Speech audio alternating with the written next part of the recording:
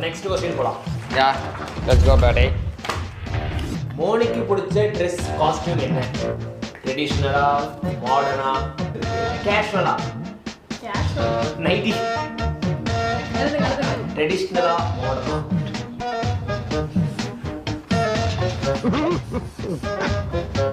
போதும்.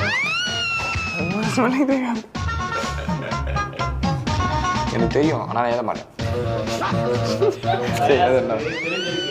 அது எழுதுறோம் ஸ்பெல்லிங் மிஸ்டேக் ஆயிடும்னு ஷார்ட் ஃபார்ம்ல எழுதுறான். இது என்ன பிரமாதம்? இது விட பெசலைட் ஒன்னு இருக்கு. ஒரு ரியாஸ் பயங்கரமான Dress வாங்குறாங்க. ஓகே தலையக்கா